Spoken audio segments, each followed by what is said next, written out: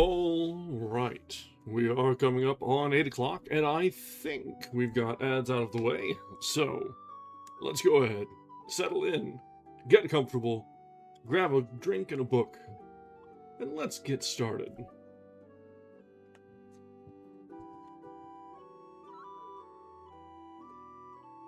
Welcome back. This is our third night reading from Mark Twain's A Yankee in King Arthur's Court. Trying on something a little bit different with our tracking tonight, switched over to the RTX tracking. We'll see how well it plays along. So far it seems plenty smooth, but a little jittery. And getting the calibration to where we like it is a little bit of a challenge. I think I'm a little zoomed in, actually. Maybe if I lean back, or we'll just do the good old-fashioned zoom down and readjust. That looks a little bit better, not taking up quite so much of the screen. All right, so last time we had some challenges with the internet. There was some great conspiracy to take down Twitch, YouTube, all of the above. So we didn't get very far. We only got a few chapters in last time. But we did find enough time and enough free airwaves to find our Yankee has been given a new nickname, an epithet to carry down through the ages and distinguish himself from the common rabble. Which, actually, to be honest, he identifies closer with the common rabble than with any of the nobles. So, and he's given quite a bit of distaste for the ruling class in Camelot. Given that he was a Yankee himself, it's an understandable distaste. But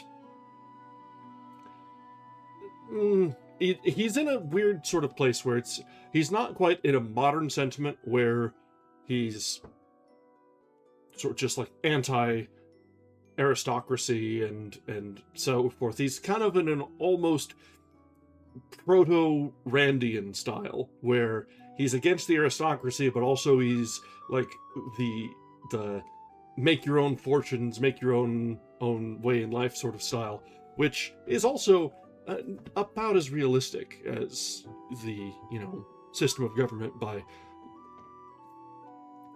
damned ladies handing out swords. So it's a different brand of Fantasyland, but it's a little bit closer to what modern sentiment generally aligns with. So we'll give it a pass for now. Alright, so, but with that, we didn't get quite as far as we would have liked last time, and that's alright. We've got a lot ahead of us still. This is a fun book. We can see every time we come back to it, I'm reminded of how thankful I am that we are coming from a position where we've already read Le Morte d'Arthur. We're already familiar with a lot of these characters. We've already read Mark Twain, and we're familiar with his style and tongue-in-cheek methodology.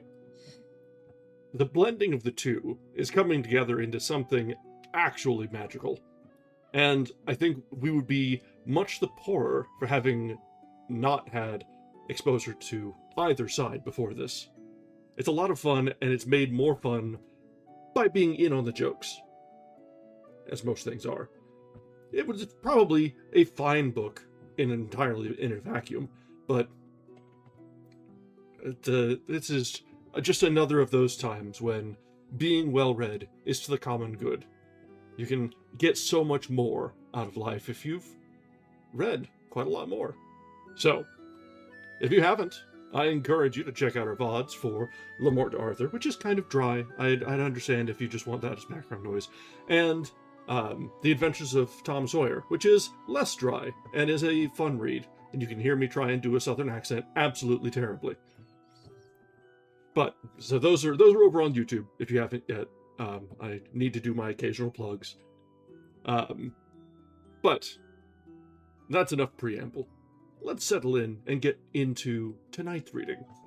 Because I'm itching for this one and hoping that we get through decent progress. It was pretty bad. My accents are not my strongest suit. I'll make an effort, usually embarrass myself, and that is half of the fun. That kind of comes from growing up in relatively neutral, not heavily accented English. Makes it sometimes difficult to pick up others as affectations. But on the bright side, it does mean that I'm generally understandable, no matter where you're coming from. I don't need to put on a broadcaster voice. This is just how we speak. The Midwest.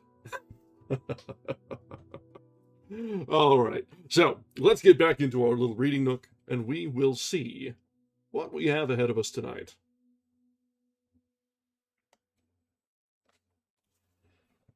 All right, picking back up tonight from chapter 11 of A Yankee in King Arthur's Court, The Yankee in Search of Adventures.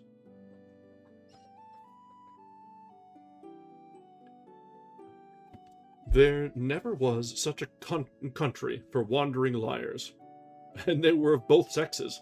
Hardly a month went by without one of these tramps arriving, and generally loaded with a tale about some princess or other wanting help to get her out of some faraway castle where she was held in captivity by a lawless scoundrel, usually a giant.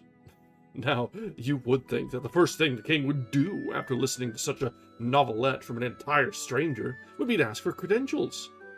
And yes, and a pointer or two as to the locality of castle, best route to it, and so on. But nobody ever thought of so simple and common sense a thing as that. No, everybody swallowed these people's lives whole, and never asked a question of any sort about anything. Well, one day, when I was not around, one of these people came along. It was a she-one this time, and told a tale of the usual pattern. Her mistress was a captive in a vast and gloomy castle, along with 44 other young and beautiful girls, pretty much all of them princesses. They had been languishing in that cruel captivity for 26 years. Hang on.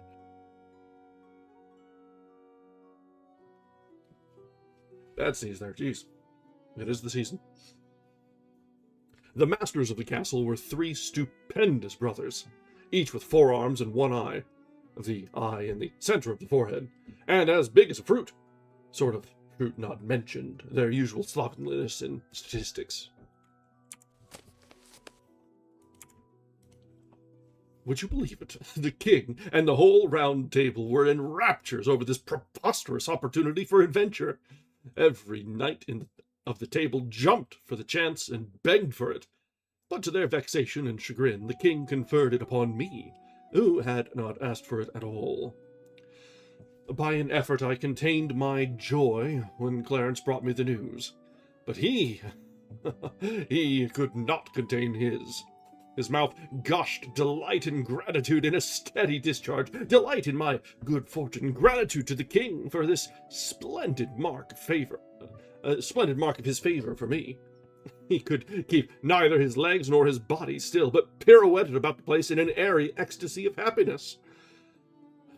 On my side, I could have cursed the kindness that conferred upon me this benefaction, but I kept my vexation under the surface for policy's sake, and did what I could to let on to be glad. Indeed, I said I was glad, and in a way it was true. I was as glad as a person is when he is scalped.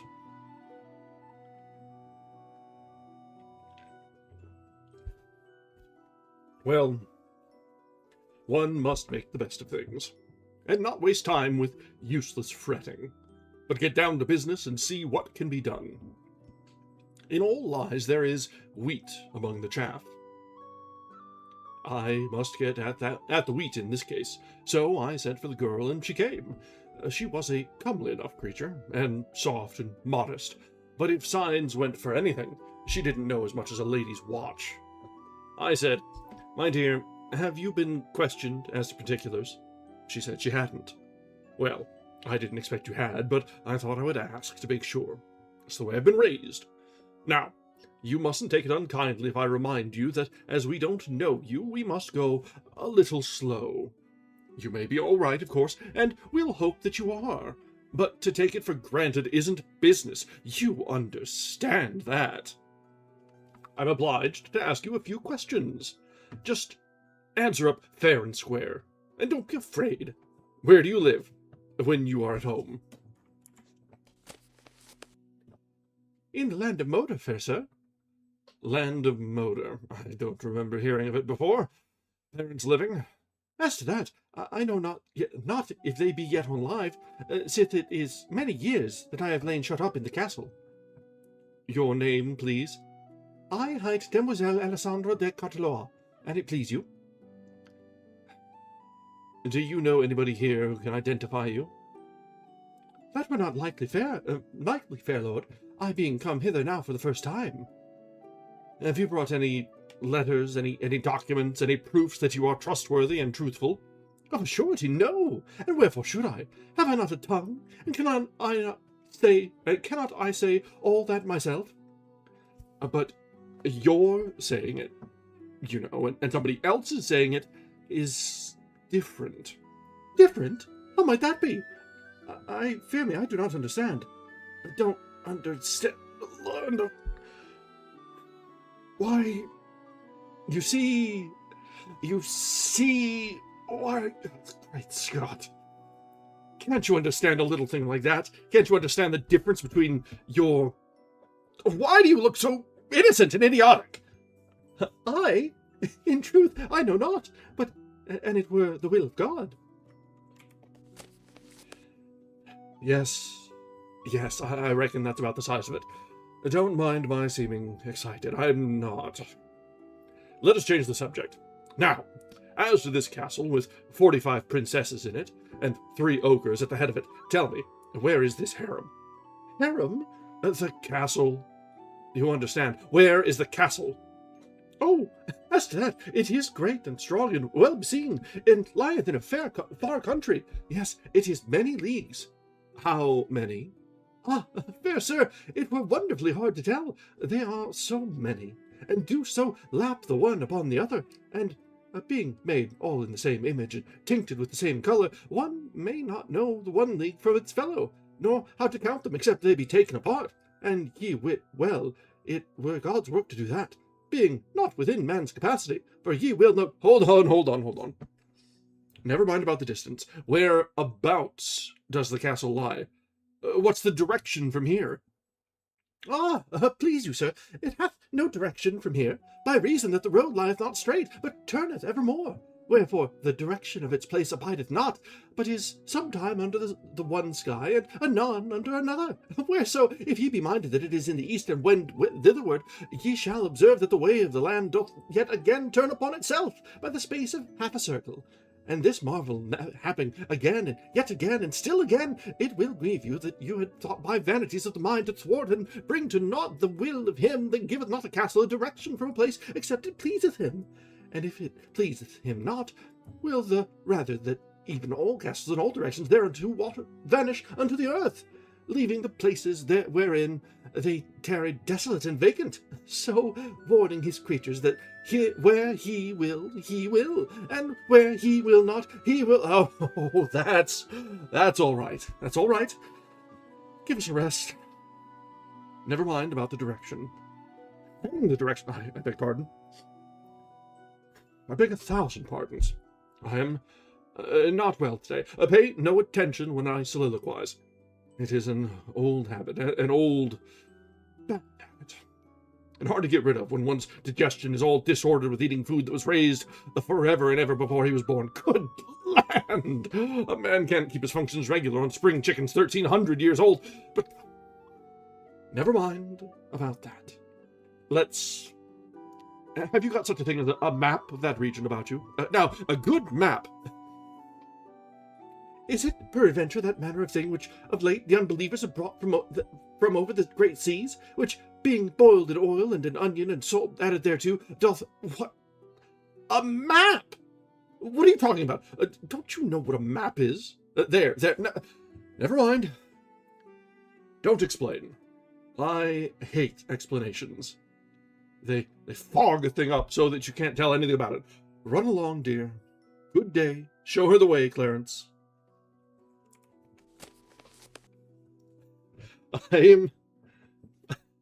I can feel the aneurysm coming on. I sympathize with the boss so very much. If you've ever had to deal with obstinate children, this is the feeling.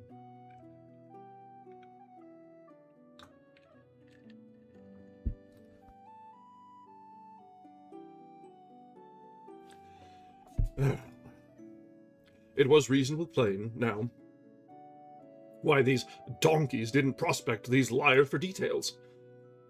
It may be that this girl had a fact in her somewhere, but I don't believe you could have sluiced it out with a hydraulic, nor got it with the earlier forms of blasting. Even, it was a case for dynamite. Why, she was a perfect ass, and yet the king and his knights had listened to her as if she had been a leaf out of the gospel. It kind of sizes up the whole party. And think of the simple ways of this court. This wandering wench hadn't any more trouble to get access to the king in his palace than she would have had to get into the poorhouse in my day and country. In fact, he was glad to see her, glad to hear her tale, with that adventure of hers to offer.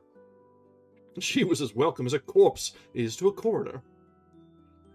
Just as I was ending up these reflections, Clarence came back. I remarked upon the barren result of my efforts with the girl, hadn't got hold of a single point that could help me to find the castle. The youth looked a little surprised or puzzled or something, and intimated that he had been wondering to himself what I'd wanted to ask the girl all those questions for. Why, great guns, I said. Don't I want to find the castle? And how else would I go about it? La, sweet your worship, one may lightly answer that, I ween. She will go with thee. They always do. She will ride with thee. Ride with me? Nonsense! But of a truth she will. She will ride with thee. Thou shalt see. What?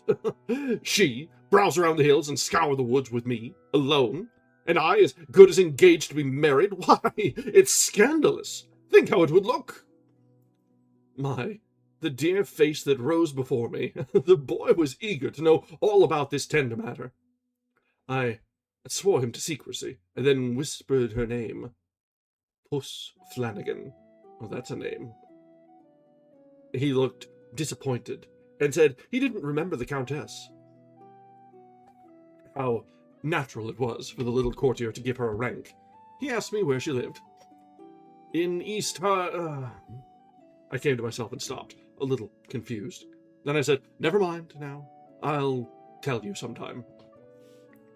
And might he see her? Would I let him see her someday? It was but a little thing to promise, 1,300 years or so, and he so eager. So I said yes, but I sighed. I couldn't help it. And yet, there was no sense in sighing. She wasn't born yet. But that is the way we're made. We don't reason. Where we feel, we just feel. My expedition was all the talk that day and that night, and the boys were very good to me, and made much of me, and seemed to have forgotten their vexation and disappointment, and come to be as anxious for me to hive these ogres and set those ripe old virgins loose as if they were themselves that had made the contract. Well, they were good children. But just children, that is all. And they gave me no end of points about how to scout for giants, and how to scoop them in, and they told me all sorts of charms against enchantments, and gave me salves and other rubbish to put on my wounds. But it never occurred to one of them to reflect that if I was such a wonderful necromancer as I was pretending to be, I ought not to need salves or instructions or charms against enchantments, and least of all, arms and armor, on a foray of any kind, even against fire-spouting dragons and devils hot from perdition, let alone such poor adversaries as these I was after, these commonplace ogres of the back settlements. I was to have an early breakfast and start at dawn, for that was the usual way. but I had the demon's own time and with my armor, and this delayed me a little. It is troublesome to get into, and there is so much detail. First, you wrap a layer or two of blanket around your body as for a sort of cushion, and to keep off the cold iron.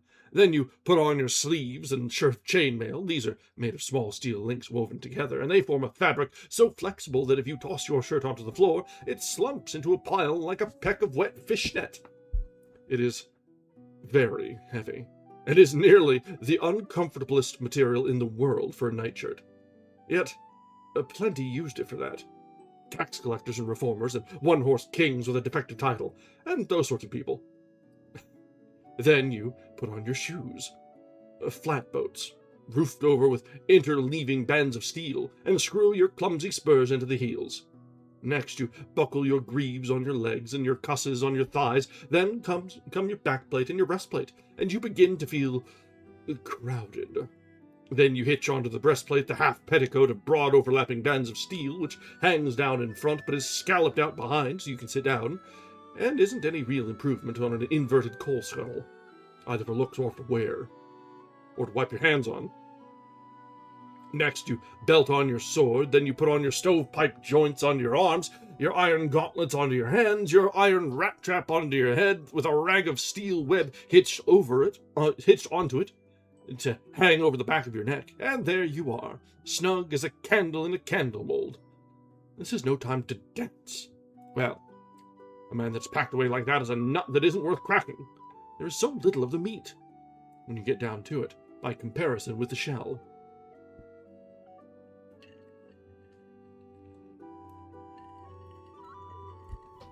The boys helped me, or I would never could have got in. Just as we finished, Sir Bedivere happened in, and I saw that, as like as not, I hadn't chosen the most convenient outfit for a long trip. How stately he looked, and tall and broad and grand. He had on his head a conical steel casque that only came down to his ears, and for a visor had only a narrow steel bar that extended down to his upper lip and protected his nose, and all the rest of him. From neck to heel was flexible chainmail, trousers and all, but pretty much all of him was hidden under his outside garment, which, of course, was of chainmail, as I said, and hung straight from his shoulders to his ankles. And from his middle to the bottom, both before and behind, was divided, so that he could ride and let the skirts hang down on each side. He was going grailing, and so it was just the outfit for it, too. I would have given a good deal for that ulster, but it was too late now to be fooling around. The sun was up, the king and the court were all on hand to see me off and wish me luck, so it wouldn't be etiquette for me to tarry. And don't get on the horse yourself. No, you don't get on the horse yourself. No, if you tried it, you would get disappointed. They carry you out, just as they carry a sunstruck man to the drugstore, and put you on and help get you to rights and fix your feet in the stirrups. And all the while, you do feel so strange and stuffy and like somebody else, like somebody that has been married on a sudden, or struck by lightning, or something like that, and hasn't quite fetched around yet, and is sort of numb, and can't just get his bearings. Then they stood up the mast they called a spear, in its socket by my left foot, and I gripped it with my hand. Lastly, they hung my shield around my neck, and I was all complete, and ready to up anchor and get to sea. Everybody was as good to me as they could be, and a maid of honor gave me the stirrup cup her own self. There was nothing more to do now, but for that damsel to get behind me on a pillion, which she did, and put an arm or so around me to hold on. And so we started, and everybody gave us a goodbye and waved their handkerchiefs or helmets, and everybody we met going down the hill and through the village was respectful to us, except some shabby little boys on the outskirts. They said, "Oh, what a guy!" and huffed clods at us. In my experience, boys are all the same in all ages. They don't respect anything. They don't care for anything or anybody. They say, "Go up, baldhead," to the prophet going his unoffending way in the grey of antiquity. They sass me in the holy gloom of the Middle Ages, and I had seen them act the same way in Buchanan's administration. I remember, because I was there and helped. The prophet had his bears and settled with his boys, and I wanted to get down and settle with mine, but I but it wouldn't answer because I couldn't have got up again. I hate a country without a Derek.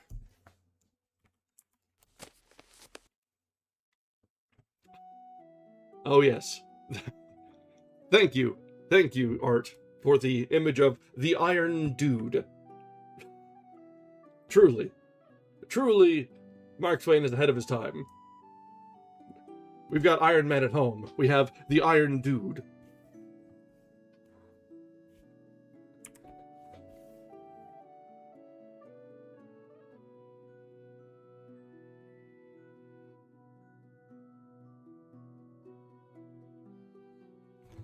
All right, that brings us to the end of chapter 11, and the start of the adventure. The boss is out for glory with hangers-on that he was not really anticipating. That is a good way to put it. Dark Souls boss from Timu.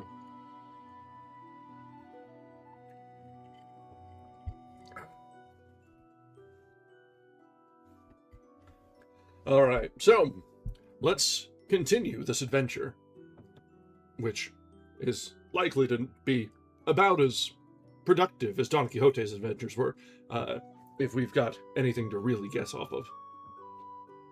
So, chapter 12, Slow Torture.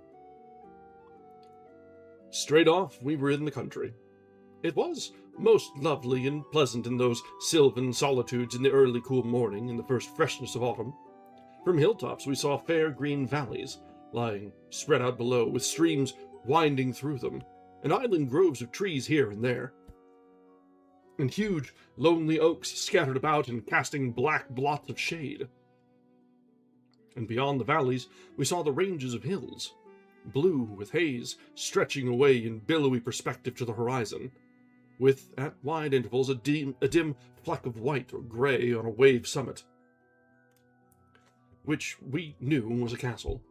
We crossed broad natural lawns, sparkling with dew, and we moved like spirits, the cushioned turf giving out no sound of footfall. We dreamed along through glades in a mist of green light that got its tint from the sun-drenched roof of leaves overhead.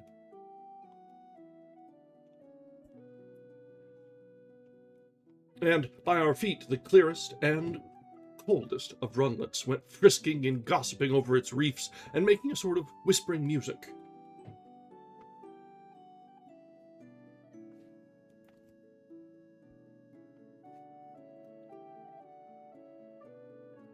Comfortable to hear, and at times we left the world behind and entered into the solemn great...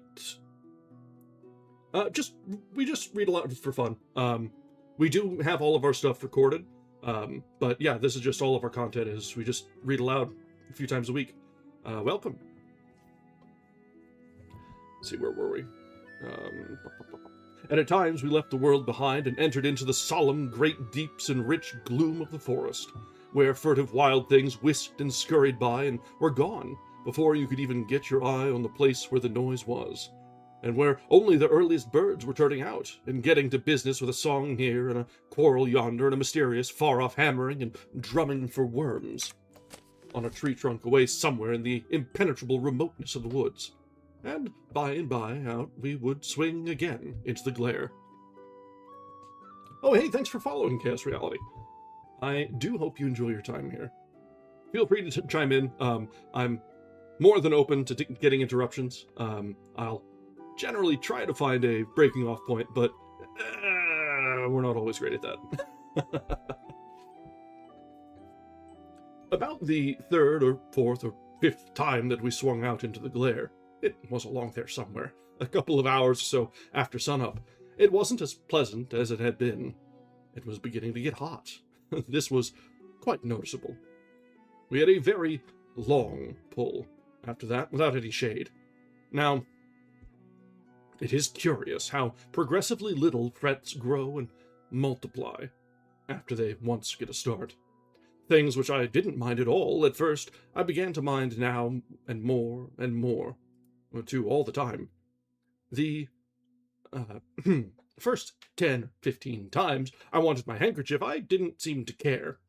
I got along and said never mind, it isn't any matter, and dropped it out of my mind, and now it was different. But now it was different. I wanted it all the time. It was nag, nag, nag, right along, had no rest. I couldn't get it out of my mind. And so, at last, I lost my temper and said, hang a man that would make a suit of armor without any pockets in it. You see, I had my handkerchief in my helmet, and some other things, but it was that kind of a helmet that you can't take off by yourself. That hadn't occurred to me when I had put it there, and in fact I didn't know it. I supposed it would be particularly convenient there.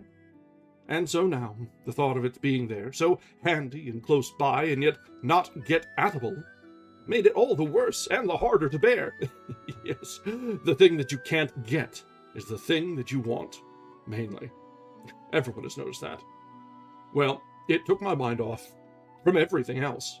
Took it clear off and centered it in my helmet. And mile after mile, there it stayed, imagining the handkerchief, picturing the handkerchief. And it was bitter and aggravating to have the salt sweat keep trickling down into my eyes. I couldn't get at it. It seems like a little thing on paper, but it was not a little thing at all. It was the most real kind of misery. I would not say it if it was not so. I made up my mind that I would carry along a reticule next time. Let it look how it might, and people say what they would. Of course, these iron dudes of the Round Table would think it was scandalous and maybe raise Sheol about it. But as for me, give me comfort first and style afterwards. A man after my own heart.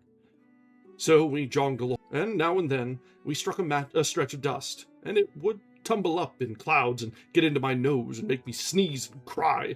And of course I said things I oughtn't to have said. I won't deny that. I'm not better than others. Oh, having a bit of a hiccup here. Let's give it a moment. See if it picks back up, or if we're in for a rough night of it.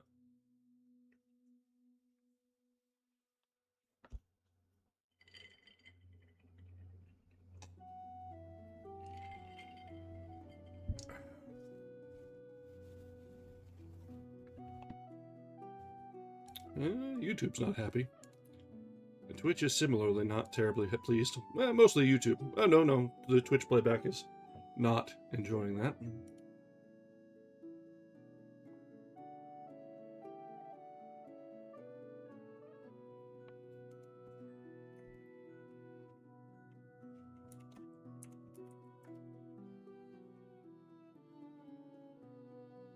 Alright, I do think we're done dropping frames.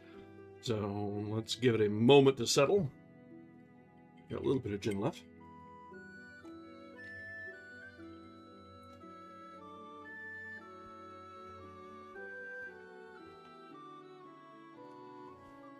Alright, and let's give it a go.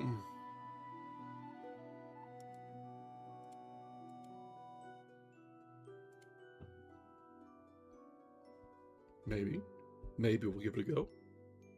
Alright. Yep, alright. Looking good. Alright. We couldn't seem to meet anybody in this lonesome Britain. Not even an ogre. And in the mood I was in then, it was well for the ogre. That is, an ogre with a handkerchief. Most knights would have thought of nothing but getting his armor. But so I got his bandana. He could keep all his hardware, for all of me. Meanwhile, it was getting hotter and hotter in there. You see, the sun was beating down and warming up the iron more and more all the time. Well, when you are hot that way, every little thing irritates you. When I trotted, I rattled like a crate of dishes, and that annoyed me. And moreover, I couldn't seem to stand that shield slapping and banging. Now against my breast, now against my back, and if I dropped into a walk, my joints creaked and screeched in that wearisome way that a wheelbarrow does. And as we didn't create any breeze at that gate, it was like to get fried in that stove. And besides, the quieter you went, the heavier the iron seemed settled down on you, and the more and more tons you seemed to weigh every minute. And you had to be always changing hands and passing your spear over to the other foot, It got so irksome for one hand to hold it long at a time. Well, you know, when you perspire that way, in rivers, there comes a time when you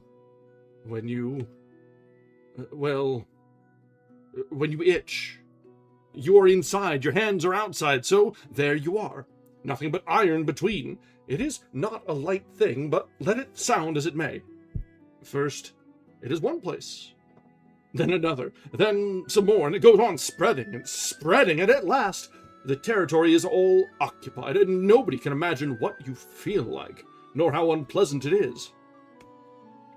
And when it had got to the worst, and it seemed to me that I could not stand anything more, a fly got in through the bars and settled on my nose. And the bars were stuck and wouldn't work, and I couldn't get the visor up, and I could only shake my head, which was baking hot by this time, and the fly, well, you know how a fly acts when he has got a certainty.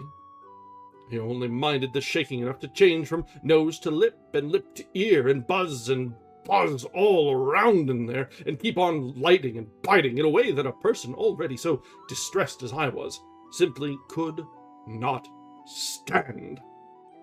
So I gave in, and got Alison to unship the helmet and relieve me of it.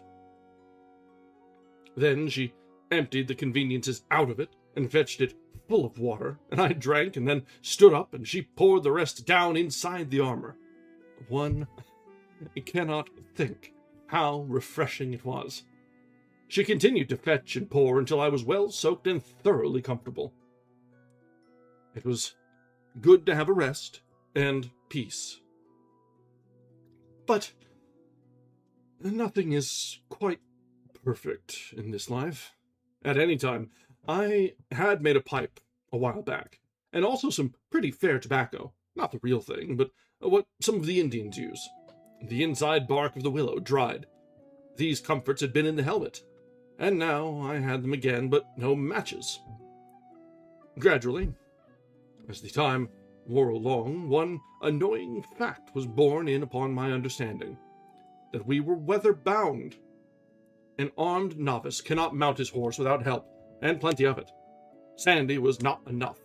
Not enough for me, anyway. We had to wait until somebody should come along. Waiting, in silence, would have been agreeable enough, for I was full of matter for reflection, and wanted to give it a chance to work. I wanted to try and think out how it was that rational or even half-rational men could ever have learned to wear armor, considering its inconveniences, and how they had managed to keep up such a fashion for generations, when it was plain that what I had suffered today, they had had to suffer all the days of their lives. I wanted to think that out, and moreover, I wanted to think out some way to reform this evil and persuade the people to let the foolish fashion die out. But thinking was out of the question in the circumstances. You couldn't think where Sandy was.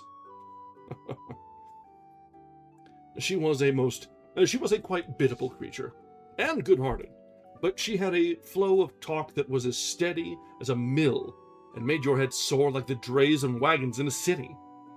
If she had had a cork, she would have been a comfort, but you can't cork that kind, they would die. Her clack was going all day, and you would think something would surely happen to her works by and by. But no, they never got out of order. And she never had to slack up for words. She could grind and pump and churn and buzz by the week, and never stop to oil up or blow out.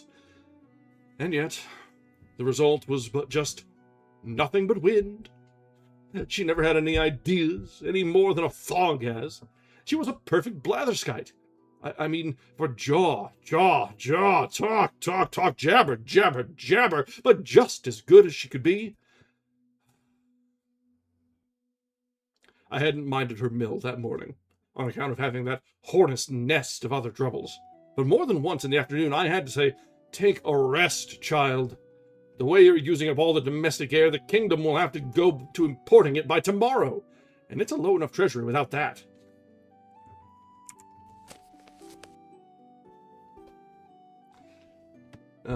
Yes. The boss is run out of patience. And honestly, the whole situation being stuck up in a sweaty, itchy iron lung has got to be uncomfortable. It's understandable. And when the more immediate concerns go, then the more banal concerns come up. Like a chatty companion that is particularly dim-witted. I think we've all had uncomfortable road trips of the sort. Air conditioning's broken, you've got another 200 miles to go, and the brother, sister, sibling, niece, nephew, take your pick, will not shut up. Yeah.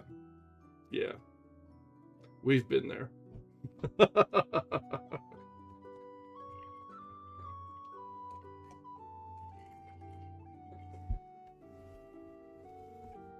All right, that brings us to the end of chapter 12. We've got about 20 minutes until our next ad break time rolls up. So let's go ahead and keep on going, get through another chapter or two before we have to take a short break. So, chapter 13. Freeman. Not the Dune Sword. I should hope not, unless Twain is really ahead of his time. I guess that's more Fremen, but it's the same thing, really. The one is based on the other.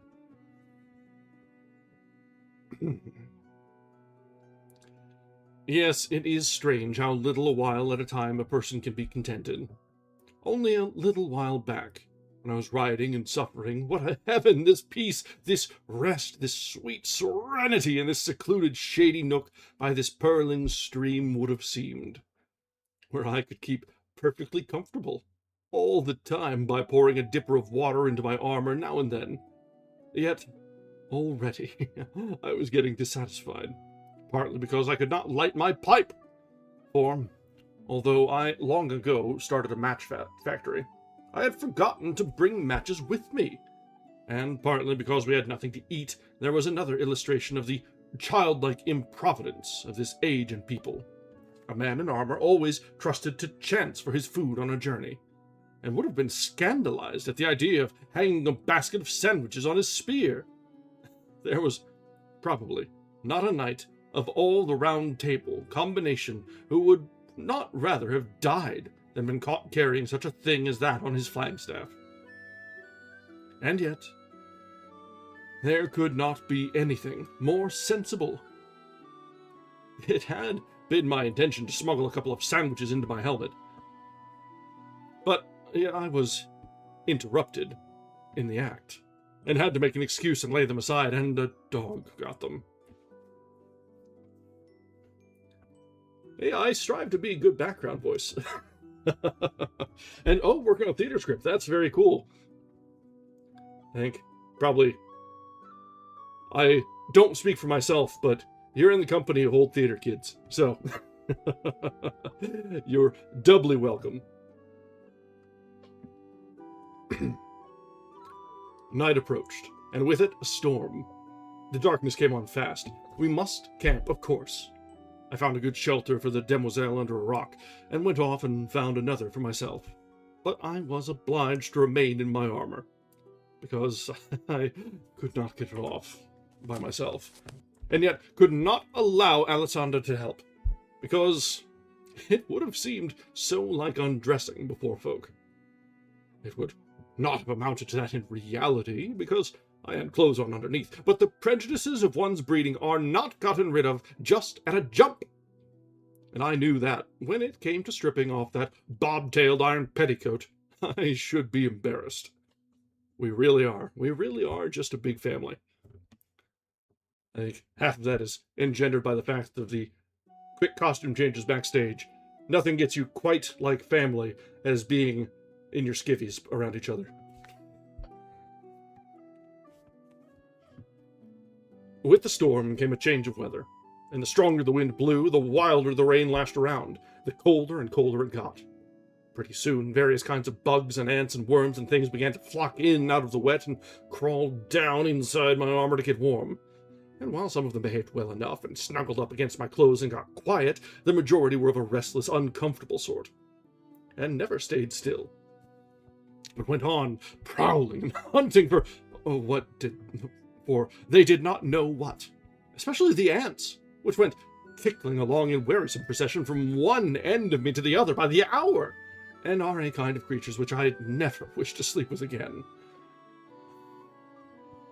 It would be my advice to persons situated in this way to not roll or thrash around, because this excites the interest of all the different sorts of animals, and makes every last one of them want to turn out and see what is going on. And this makes things worse than they were before, and of course makes you obdurate harder too, if you can. Still, if one did not roll and thrash around, he would die. So perhaps it is as well to do one way as the other. There's no real choice. Even after I was frozen solid, I could still distinguish that tickling, just as a corpse does when he is taking electrical treatment. I said I would never wear armor after this trip. All those trying hours, whilst I was frozen and yet was in a living fire, as you may say, on account of that swarm of crawlers that some unanswerable question kept circling and circling through my tired head. How do people stand this miserable armor? How have they managed to stand it all these generations? How can they sleep at night for dreading the tortures of next day? When the morning came, at last, I was in a bad enough plight. Seedy, drowsy, fagged from want of sleep, weary from thrashing around, famished from long fasting, pining for a bath and to get rid of the animals, and crippled with rheumatism. And how had it fared with the nobly born, the titled aristocrat, the Demoiselle Alessandre de la Contalois? Why, she was as fresh as a squirrel. She had slept like the dead. And as for a bath, probably neither she nor any other noble in the land had ever had one. And so she was not missing it. Measured by modern standards, they were merely modified savages, those people. This noble lady showed no impatience to get to breakfast, and that smacks of the savage, too. On their journeys, those Britons were used to long fasts and knew how to bear them, and also how to freight up against probable fasts before starting, after the style of the Indian and the anaconda. As like as not, Sandy was loaded for a 3-day stretch. We were off before sunrise, Sandy riding and I limping along behind.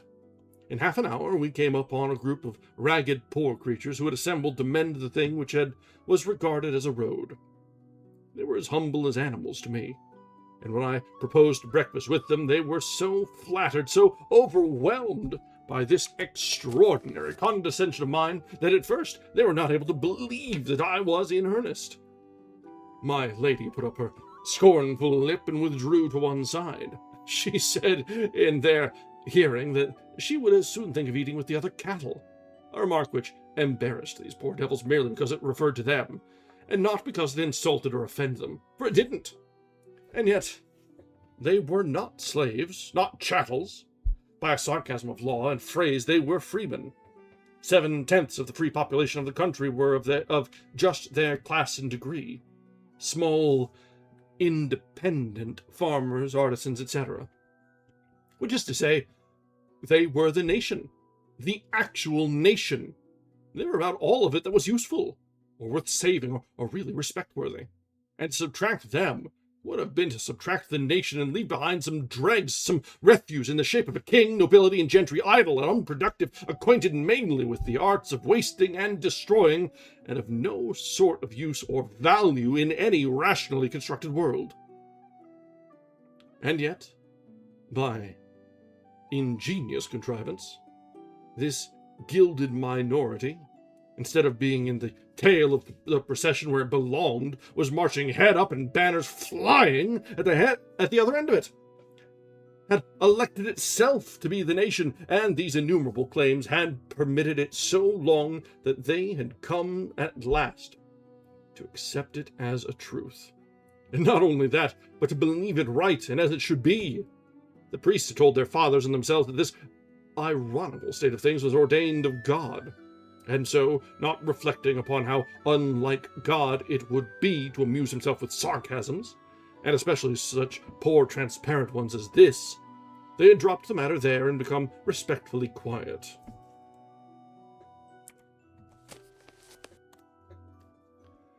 The talk of these meek people had a strange enough sound in a formerly American ear.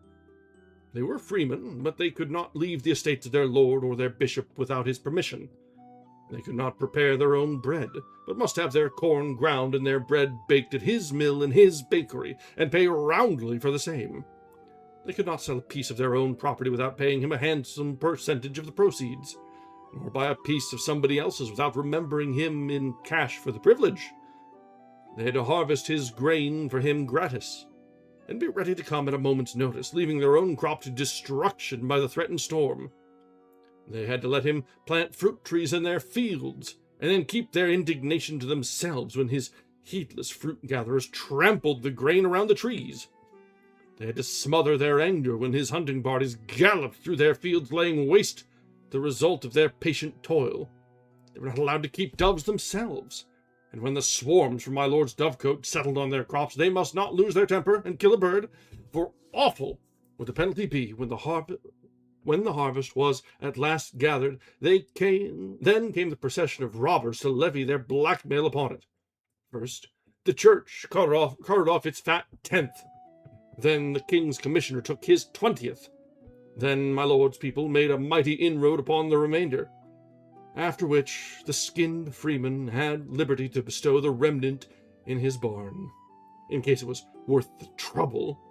There were taxes and taxes and taxes and more taxes and taxes again and yet other taxes upon this free and independent pauper, but none upon his lord the baron or the bishop, none upon the wasteful nobility or the all-devouring church. If the baron would sleep unvexed, the freeman must sit up all night after his day's work and whip the ponds to keep the frogs quiet. The freeman's daughter, but no. That last infamy of monarchical government is unprintable. And finally, if the freeman, grown desperate with his tortures, found his life unendurable under such conditions, and sacrificed it and fled to death for mercy and refuge, the gentle church condemned him to eternal fire. The gentle law buried him at midnight at the crossroads with a stake through his back, and his master, the baron or the bishop, confiscated all his property and turned his widow and his orphans out of doors. And here were these freemen assembled in the early morning to work on their lord the bishop's road 3 days each, gratis, each head of a family and every son of a family, 3 days each, gratis, and a day or so added for their servants. Why, it was like reading about France and the French before the ever-memorable and blessed Revolution, which swept 1,000 years of such tyranny, such villainy away in one swift tidal wave of blood. One, a settlement of that hoary debt in the proportion of half a drop of blood for each hogshead of it that had ever been pressed by slow tortures out of that people in the weary stretch of 10 centuries of wrong and shame and misery, the like of which was not to be mated but in hell. There were but 2 reigns of terror, if we would but remember it and consider it. The one wrought murder in hot passion, the other in heartless, cold blood. The one lasted mere months, the other had lasted 1,000 years. The one inflicted death upon 10,000 persons, the other upon 100 millions. But our shudders are all for the horrors of the minor terror, the momentary terror, so to speak, whereas what is the horror of a swift death by the axe compared with lifelong death from hunger, cold, insult, cruelty, and heartbreak? What is swift death by lightning compared with death by slow fire at the stake? A city cemetery could contain the coffins filled by that brief terror which we have all been so diligently taught to shiver at and mourn over, but all France could hardly contain the coffins filled by that older and real terror, that unspeakably bitter and awful terror which none of us has been taught to see in its vastness or pity as it deserves. We have our regular reminder that Mark Twain is a man of the people and a man of opinions. These poor ostensible freemen, who were sharing their breakfast and all their talk with me, were as full of humble reverence for their king and church and nobility as their worst enemy could desire. There was something pitifully ludicrous about it.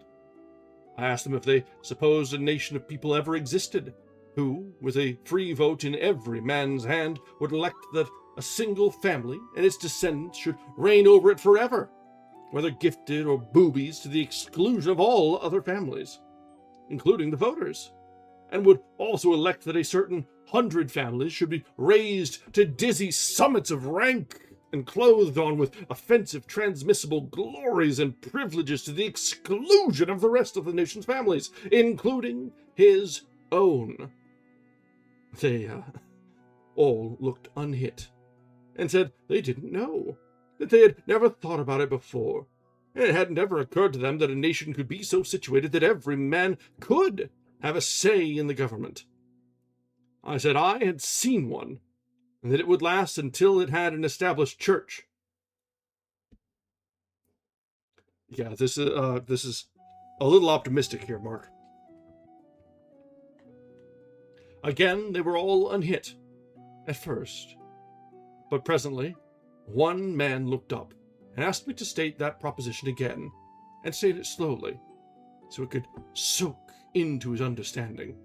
I did it, and after a little, he had the idea, and he brought his fist down and said he didn't believe a nation where every man had a vote would voluntarily get down in the mud and dirt in any such way, and that to steal from a nation its will and preference must be a crime, and the first of all crimes. I said to myself, this one's a man. If I were backed by enough of this sort, I would make a strife for the welfare of this country, and try to prove myself its loyalist citizen, by making a wholesome change in its system of government. You see, my kind of loyalty was loyalty to one's country, not to its institutions or its office holders. The country is the real thing, the substantial thing, the eternal thing. It is the thing to watch over and care for and be loyal to. Institutions are extraneous. They are as mere clothing, and clothing can wear out, become ragged, cease to be comfortable, cease to protect the body from the winter, disease, and death. To be loyal to rags, to shout for rags, to worship rags, to die for rags, that is a loyalty of unreason. It is pure animal. It belongs to monarchy, was invented by monarchy. Let monarchy keep it. I was from Connecticut, whose constitution declares that all political power is inherent in the people, and all free governments are founded on their authority and instituted for their benefit, and that they have at all times an undeniable and indefeasible right to alter their form of government in such a manner as they may think expedient. All right, we are coming up on an ad break. Not quite at a chapter break. Let's just go ahead, and this is as good a break as we're going to find for a little bit. Mostly just the fact that it's broken up by an image. So, will be just a few minutes. Stand up, stretch your legs, top up your drinks, and we'll be back in just a little while after we've had a chance to wet our whistle and let Twitch do its thing. And we'll continue with a Yankee in King Arthur's court. Probably have a little bit of a chat. We're close to the end of a chapter. We'll chat a little bit when we get there, because this is a substantial chapter. All right, be back in just a bit. Thanks, guys.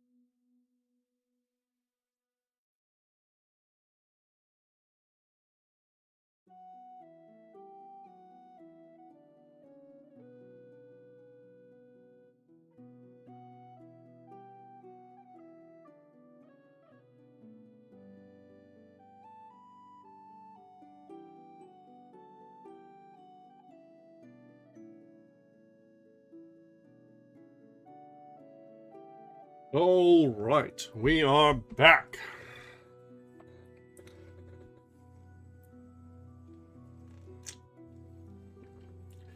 Ooh, oh, lordy.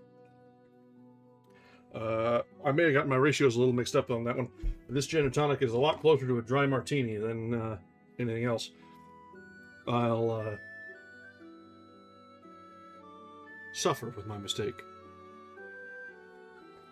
So, we've just got a couple pages left in this chapter, and when we get through with it, we'll decompress a little bit, because this is a doozy of a chapter. And if you take away enough vermouth, we're edging up on a Churchill martini on this one. I've got a bottle of vermouth. I swear I looked at it when I opened the fridge.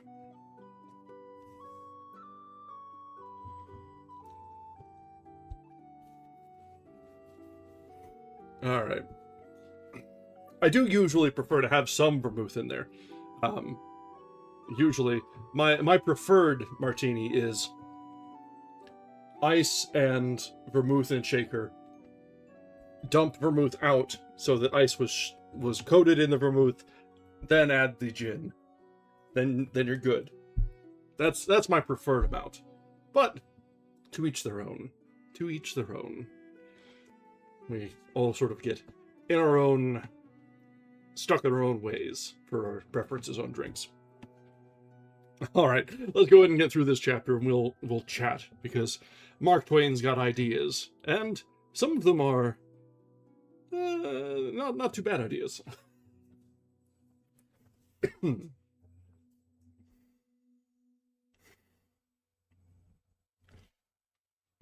Under that gospel, the citizen who thinks he sees that the Commonwealth's political clothes are worn out, and yet holds his peace and does not agitate for a new suit, is disloyal.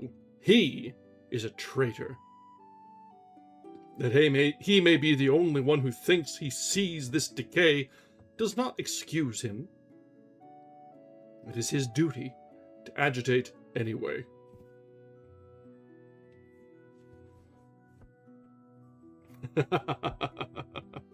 Gin neat is a mood. I'll give you that. I will give you that. To be fair, if I'm ordering gin while I'm out, it's usually gin and tonic. If I'm making anything fancy for myself, it's at home in the comfort of my own bar. And you do what you do there.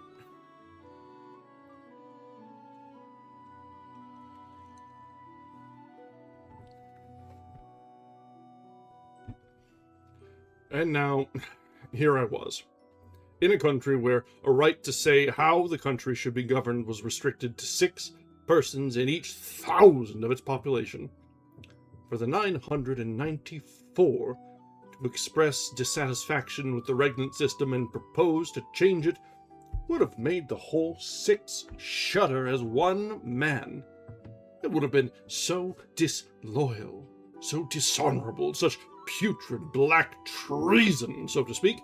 I was become a stockholder in a corporation where 994 of the members furnished all the money and did all the work, and the other 6 elected themselves a permanent board of direction and took all the dividends. Shit, that sounds awful fucking familiar, doesn't it? Yikes. It seemed to me that what the 994 dupes needed was a new deal. The thing that would have best suited the circus side of my nature would have been to resign the bossship and get up an insurrection and turn it into a revolution. But I knew that the Jack Cade or the Wat Tyler who tries such a thing without first educating his materials up to revolution grade is almost absolutely certain to get left. I had never been accustomed to getting left, even if I do say it myself.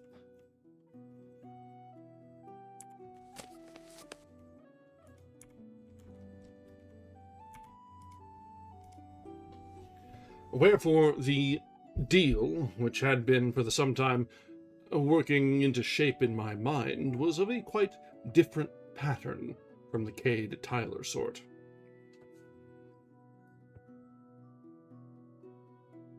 So, I did not talk blood and insurrection to that man there who sat munching black bread with that abused and mistaught herd of human sheep, but took him aside and talked matter of another sort to him.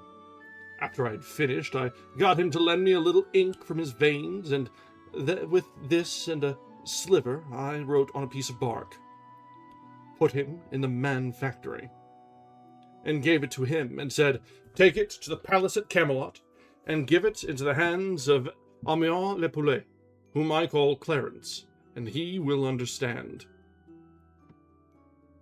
"He is a priest, then?" said the man, and some of the enthusiasm went out of his face. "A priest? Didn't I tell you that no chattel of the church, no bond-slave of pope or bishop can enter my man factory? Didn't I tell you that you couldn't enter unless your religion, whatever it might be, was your own free property? Marry, it is so, and for that I was glad. Wherefore it liked me not, and bred in me a cold doubt to hear of this priest being there. But he isn't a priest, I tell you." The man looked far from satisfied. He said, he is not a priest, and yet can read?" "He is not a priest, and yet can read. Yes, and write too, for that matter.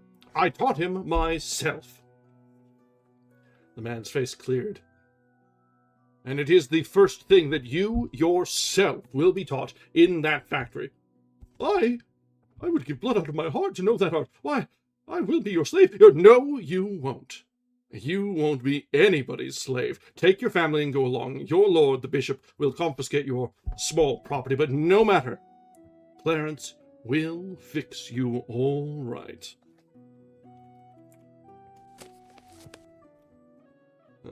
I can only assume that this is something of what we'll be seeing in the next chapter. So, that brings us to the end of chapter 13, where we saw the boss, our Yankee, come up to a little headhunting, finding the freemen on the road and finding one among them who is worth his time, fertile ground for his ideas to take root and sprout. And ideas he's got in spades.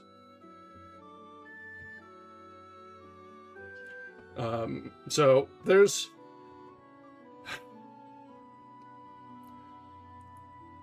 so much of what Twain writes, and the ideas he espouses, and the feelings and vibes he's passing along, that make you want to think it's like almost, but then also it stings of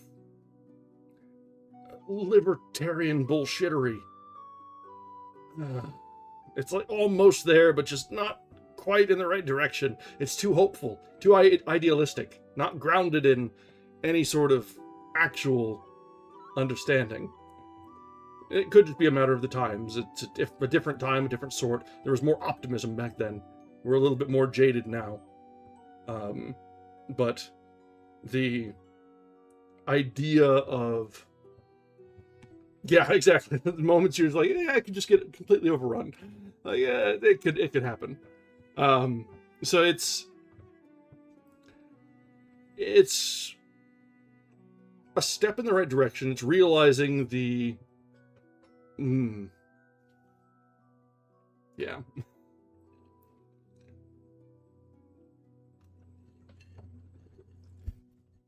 And now circling back around to the hooch talk, because now I'm starting to feel left out. I've never been a huge fan of vodka, but mostly because it's just been a product of... Vodka is unfortunately the spirit of choice for those that are just trying to get schnockered. You can get a good bottle, and it can be very good. But really, a good vodka is effervescent, and it's there, but more often than not, it's a vehicle for what you mix it with. Or it just gets you laid out. But a good one will do so without making you feel like you would rather be dead. So there is that. There is that. I'm usually much more of a whiskey sort myself, but a gin will always get me by. Yeah, exactly. When they use it just to make sure the drink is going to have some kick to it, that is just a travesty. Absolutely a travesty. Really, I think the hardest mix that I ever use for vodka is like a vodka cranberry. And that's just because I love cranberry juice. And if it's cranberry juice that will also get you feeling a buzz, I'm okay with that.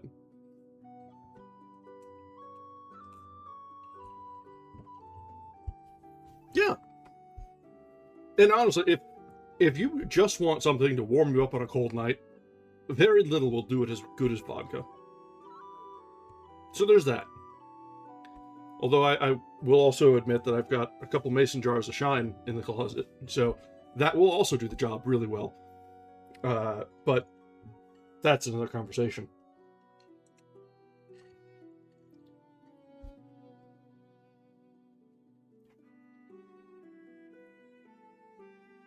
Yeah, for the absolute's probably as low as you want to go for sipping vodka. I'd be on board with that.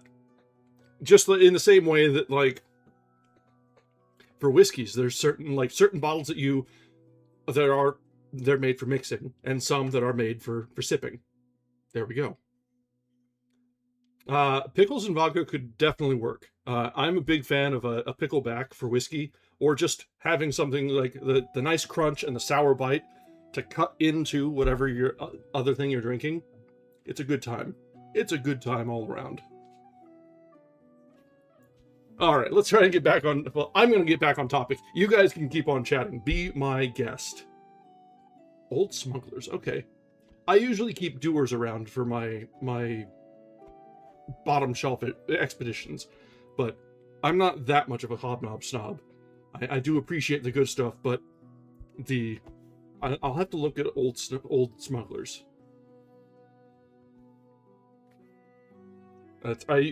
I tried to keep some really... I had some Cutty Sark around for a while, and that was a mistake.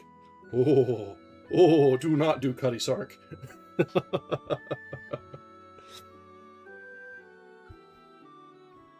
That's fair. You know what? The best spice for any drink is the price point.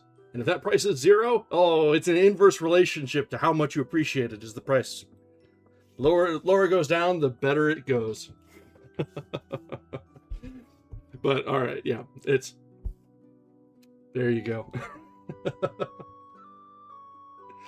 All right, so yeah, I'm gonna try and get back and try and get a couple chapters in, but feel free to continue the chat and conversation. This is good. I'll look back and follow through and come to a mind that we're all of a mind around here.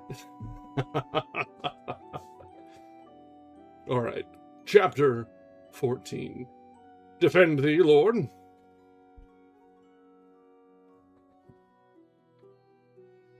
I paid 3 pennies for my breakfast, and a most extravagant price it was, too, seeing that one could have breakfasted a dozen persons for that money. But I was feeling good by this time, and I had always been a kind of spendthrift anyway. And then these people had wanted to give me the food for nothing, scant as their provision was. And so it was a grateful pleasure to emphasize my appreciation and sincere thankfulness with a good big financial lift, where the money would do so much more good than would in my helmet. Where, these pennies being made of iron and not stinted in weight, my $50 worth was a good deal of a burden to me. I spent money rather too freely in those days, it is true, but one reason for it was that I hadn't gotten the proportions of things entirely adjusted. Even yet, after so long a sojourn in Britain, hadn't got along to where I was able to absolutely realize that a penny in Arthur's Land with a couple of dollars in Connecticut were about one and the same thing. Just twins, as you may say, in purchasing power. If my start from Camelot could have been delayed a very few days, I could have paid these people in beautiful new coins from our own mint, and that would have pleased me, and them too. Not less. I had adopted the American values exclusively, in a week or two now. Cents, nickels, dimes, quarters, and half-dollars, and also a trifle of gold would be trickling in thin but steady streams all through the commercial veins of the kingdom, and I looked to see this new blood freshen up its life. You know what? Say what you will about cheap beer, but sometimes a case of PBR in the fridge is good because it's cold. You're not raising your pinky as you're drinking it. There's a minor bit of shame involved, but you know what? It gets the job done after a long day on your feet.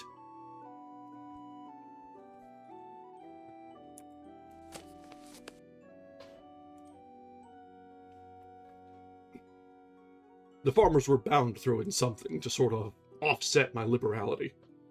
Yeah, PBR is my go-to for cheap, just it's cold and it works.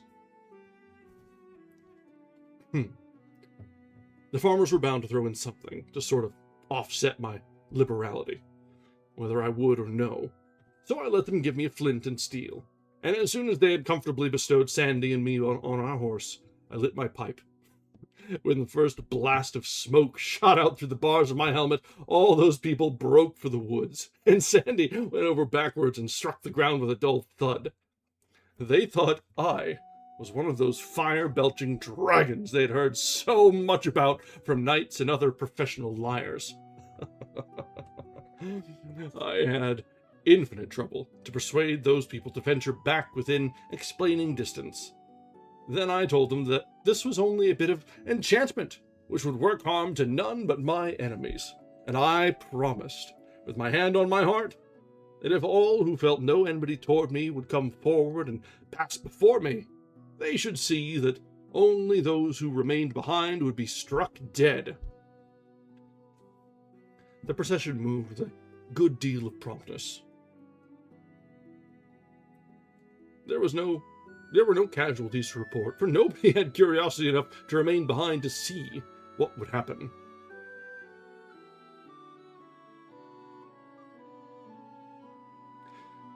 Beer's got its place. I think a beer with dinner is great because you get the rate of drinking of beer is like you get a good mouthful as you're going through your dinner, through the courses, and it's like, okay, it works. If you try and do the same thing with a harder drink, you either end up with a dry mouth or you're well and goodly head over heels because you've had too much. So there's that. But for sitting in the armchair after a long day, a couple fingers of a nice whiskey will do me any day over a beer. That's why I usually have the same 6-pack of beer in my fridge for about 6 to 10 weeks. It doesn't take a whole, they don't get pulled very often.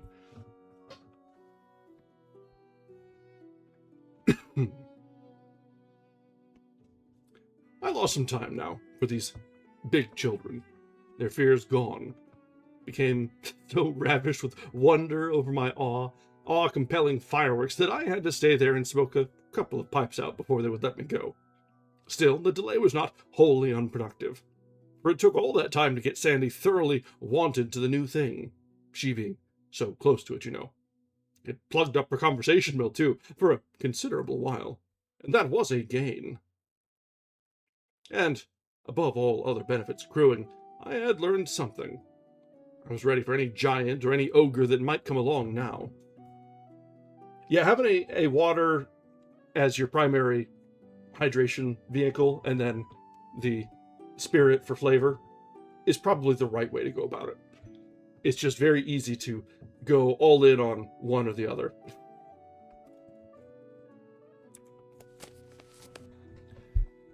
We tarried with a holy hermit that night, and my opportunity came about the middle of the next afternoon.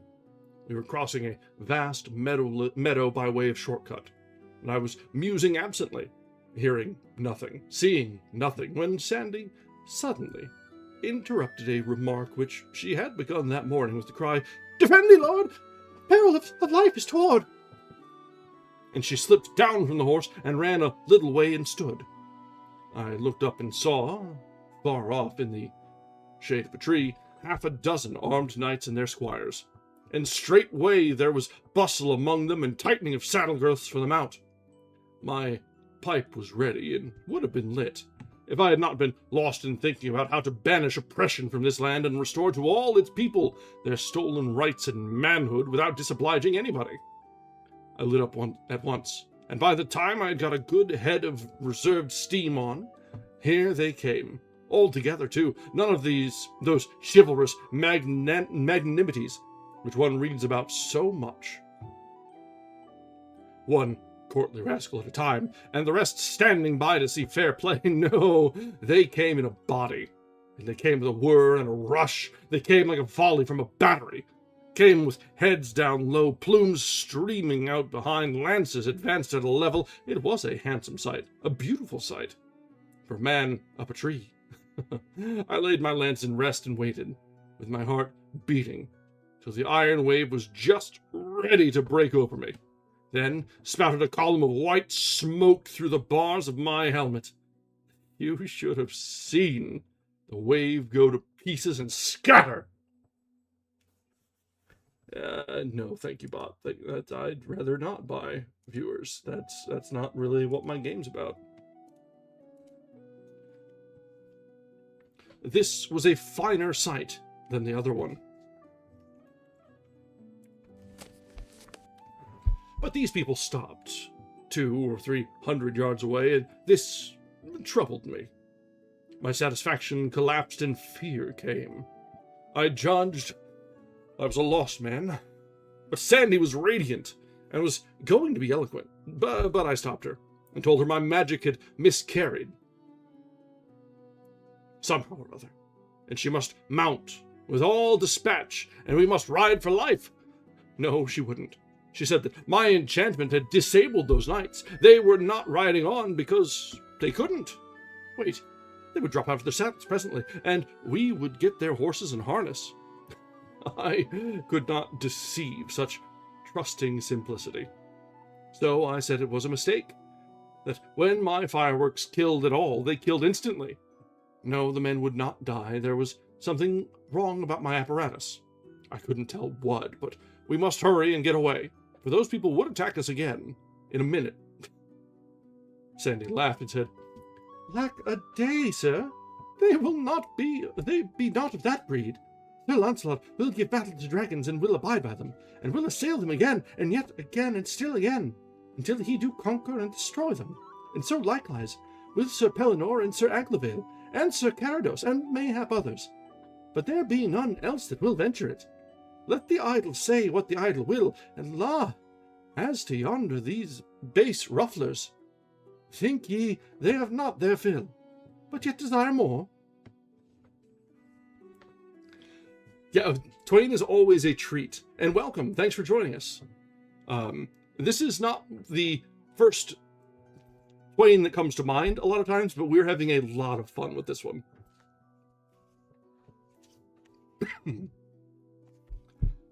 Well, then, what are they waiting for? Why don't they leave? Nobody's hindering. Good land, I'm willing to let bygones be bygones, I'm sure. Leave, is it? Oh, give thyself easement as to that. They dream not of it. No, not they. They wait to yield them. Really, is that sooth, as you people say? If they want to, why don't they? It would like them much, but an ye wot how dragons are esteemed, ye would not hold them blamable. They fear to come. Well, then, suppose I go to them instead, and... wit ye well, they would not abide your coming. I will go. And she did. She was a handy person to have along on a raid. I would have considered this a doubtful errand myself. I presently saw the knights riding away, and Sandy coming back.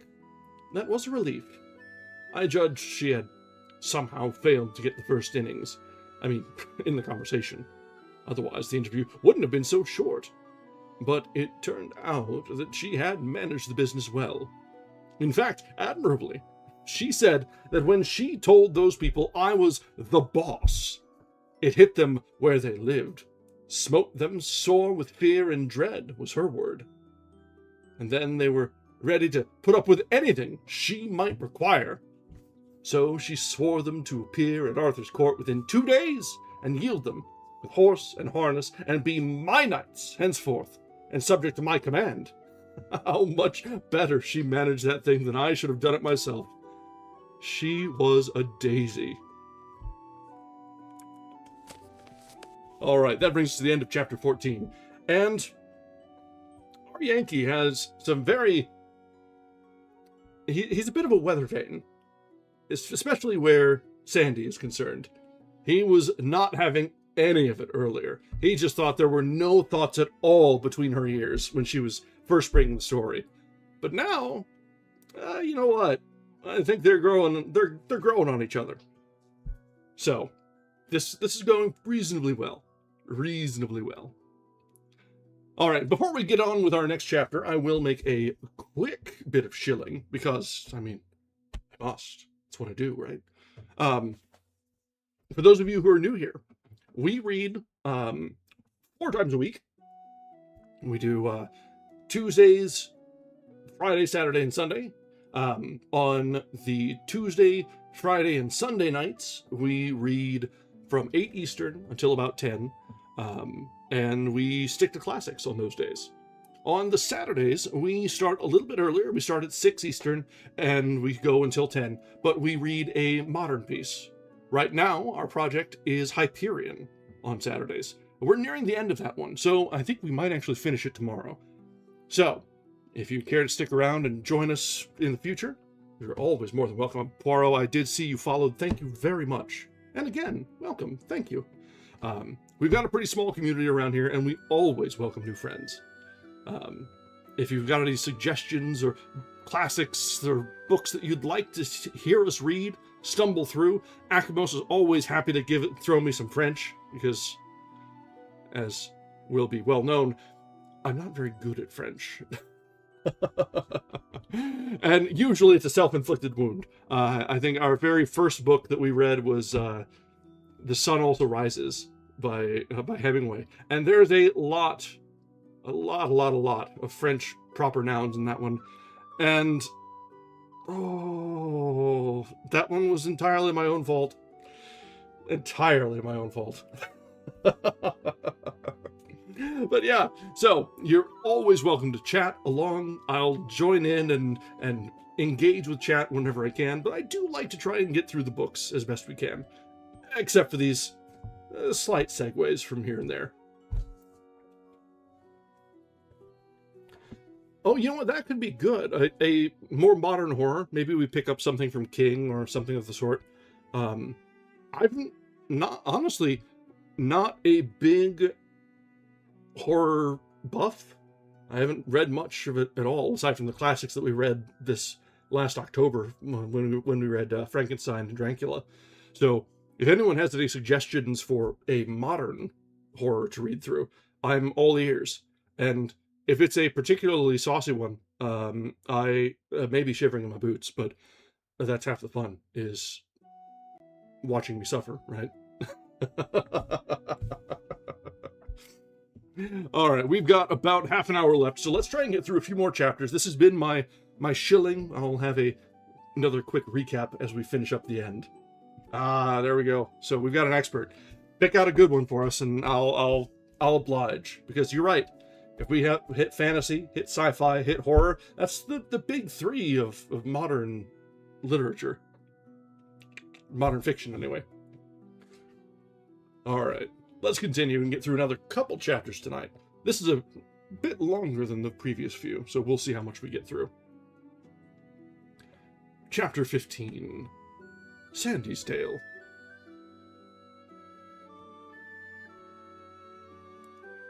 And so, I'm the proprietor of some knights, said I, as we rode off. Who would ever have supposed that I should live to list up assets of that sort? I shan't know what to do with them, unless I raffle them off. How many of them are there, Sandy? 7, please you, sir, and their squires. It is a good haul. Who are they? Where do they hang out? Where do they hang out? Yes, where do they live? Ah, I understood thee not. That will I tell Eftsoons. Eftsoons? Then she said musingly, and softly, turning the words daintily over her tongue, "Hang they out, hang they out. Where do they hang out? Right so, where do they hang out? Of a truth, the phrase hath a fair and winsome grace, and is prettily worded withal. I will repeat it anon and anon in mine idlesse, whereby I may peradventure learn it. Where do they hang out? Even so, already it falleth trippingly from my tongue, and forasmuch as... Don't forget the cowboys, Sandy." "Cowboys?" Yes, the knights, you know. You were going to tell me about them. A while back, you remember? Figuratively speaking, game's called. Game? Yes. Go to the bat. I mean, get to work on your statistics, and don't burn so much kindling getting your fire started. Tell me about the knights. I will. Well, and lightly begin. So they departed, and rode into a great forest, and... Great Scott! You see, I recognized my mistake at once. I had set her works a-going. It was my own fault. She would be 30 days getting down to those facts, and she generally began without a preface and finished without a result. If you interrupted her, she would either go right along without noticing, or answer with a couple of words, and go back and say the sentence over again. So interruptions only did harm. And yet I had to interrupt, and interrupt pretty frequently too, in order to save my life. A person would die if he let her monotony drip on him right along all day. The New Arabian Nights, huh? Okay, that sounds fun. I'll need to do some looking into that. We actually tried to read the classic Arabian Nights, the 1001 Nights, the Scheherazade story. We found an unfortunate localization. Very British and very colonialist vibes. I was not really digging the localization we found. I do still need to get that back into rotation, but I would like to find a better translation than the one we had. Arabian Nights is such a foundational story. So great. But we just somehow found upon the one that was just... it left you feeling icky at the end. And I know there's things that are lost in translation, but come on. You don't need to feel so superior about it just because you're a British philosopher from Oxford that is trying to translate something from Arabic. Come on. You can do better than that. Be better. Please. Please. Yeah, British Museum vibes. Absolutely.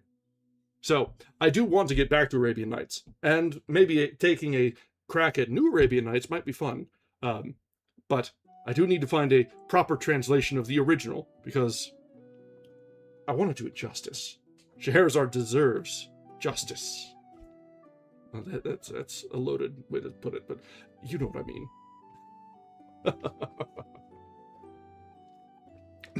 All right. Great Scott! I said in my distress. She went right back and began over again. So they departed, and rode into a great forest, and... which two? Sir Gawain and Sir Uwaine. Hold on. Did the boss just take Gawain and Uwaine? Okay, so those of you who are new here, we have read Le Morte d'Arthur, and Gawain was one of our favorite whipping boys. He just seemed to never quite get anything quite right. And you know what? If the Yankee takes him hostage, I'm okay with this. I'm okay with this. Sir Gawain and Sir Uwaine. And so they came to an abbey of monks, and there were well lodged. Well, yeah, mostly the most British thing is that they don't contain anything British. In very British archaeological fashion, they will take anything that is not nailed down, or that they can't remove the nails from themselves.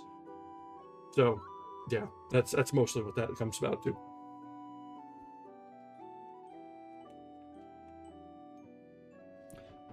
So on the morn they heard their masses in the abbey, and so they rode forth till they came to a great forest. Then was Sir Gawain ware in a valley by a turret of 12 fair damsels, and 2 knights armed on great horses. And the damsels went to and fro by a tree, and then was Sir Gawain ware how there hung a white shield on that tree. And ever, as the damsels came by it, they spit upon it, and threw some mire upon the shield. Now, if I hadn't seen the like myself in this country, Sandy, I wouldn't believe it. But I've seen it, and I can just see those creatures now, parading before that shield, and acting like that.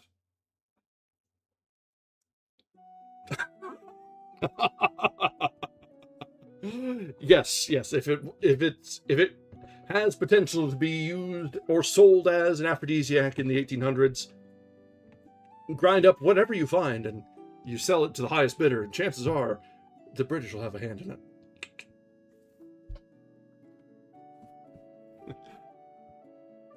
But I've seen it, and I can just see those creatures now, parading before that shield and acting like that. The women here do certainly act like all possessed. Yes, and I mean your best, too. Society's very choicest brands. The humblest hello girl along 10,000 miles of wire could teach gentleness, patience, modesty, manners to the highest duchess in Arthur's land. Hello, girl? Yes, but don't you ask me to explain.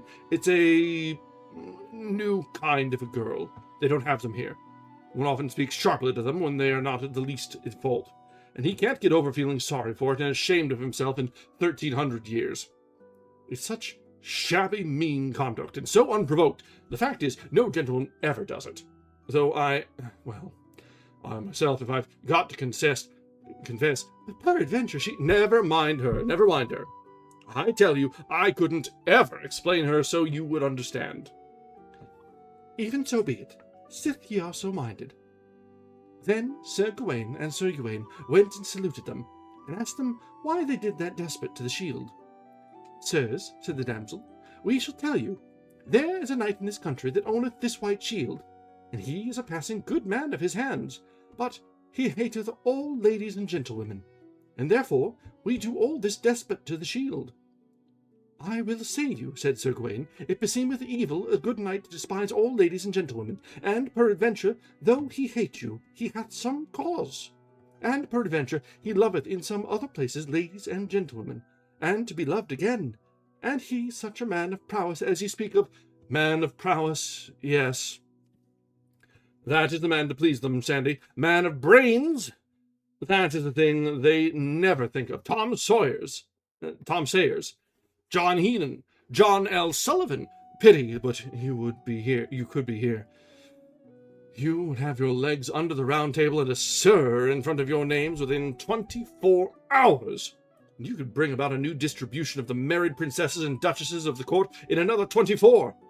The fact is, it is just a sort of polished-up court of Comanches, and there isn't a squaw in it who doesn't stand ready at the dropping of a hat to desert to the buck with the biggest string of scalps at his belt.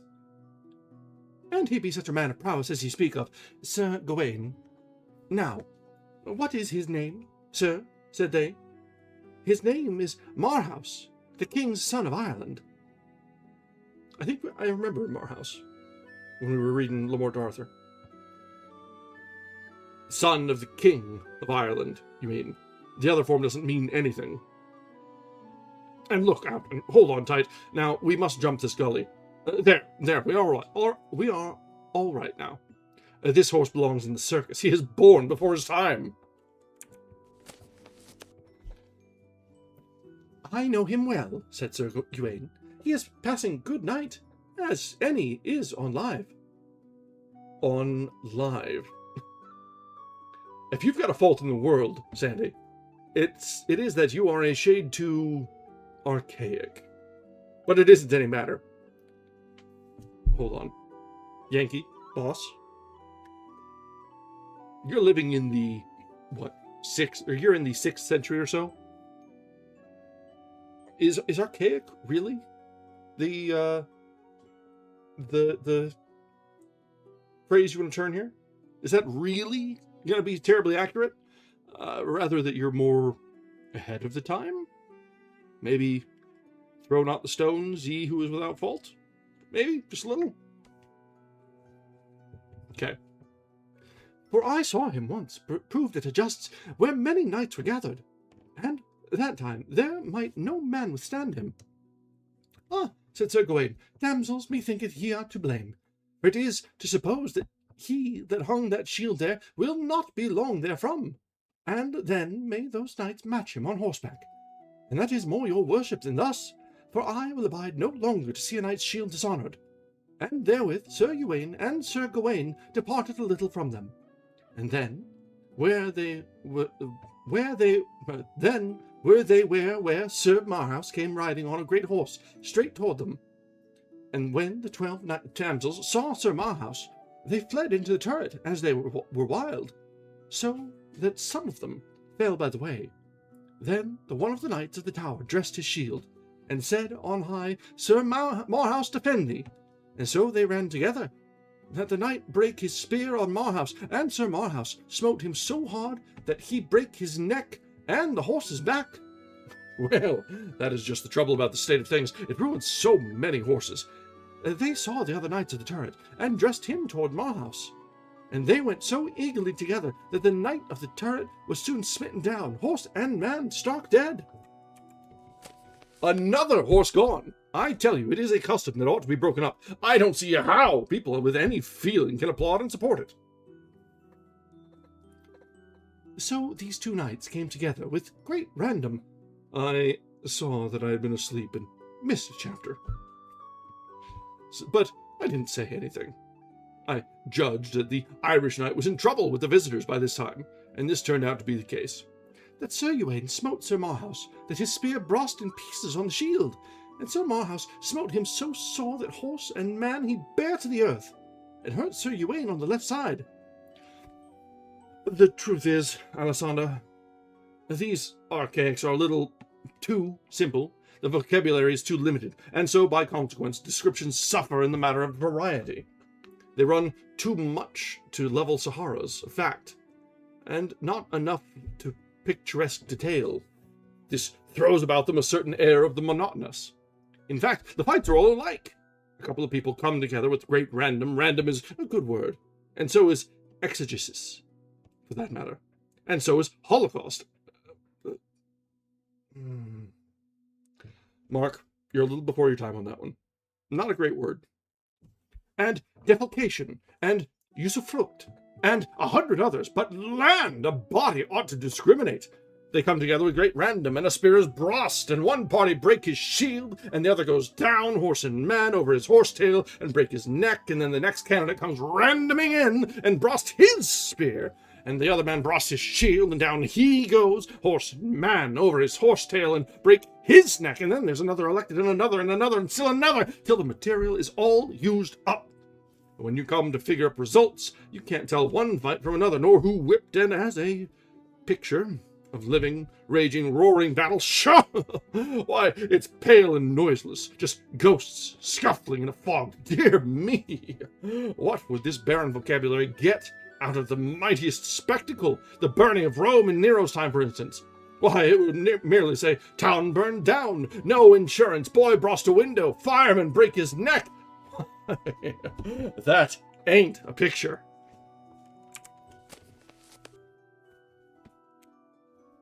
It was a good deal of a lecture, I thought, but it didn't disturb Sandy. It didn't turn a feather. Her steam soared steadily up again the minute I took off the lid.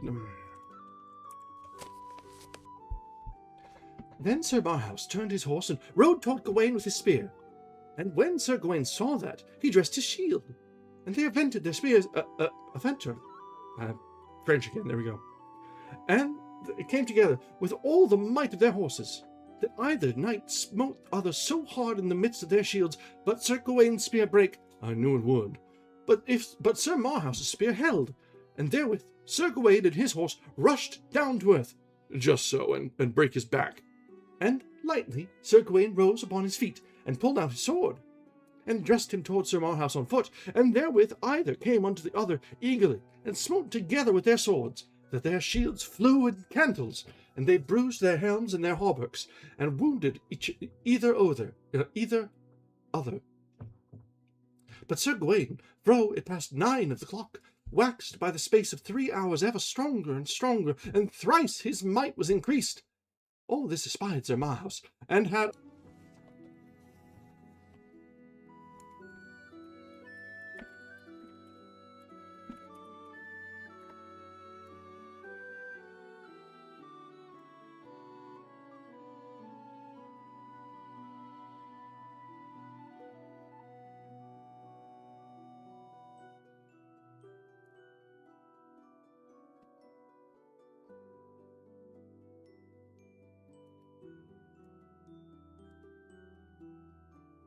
Okay, I think we are back to live, maybe.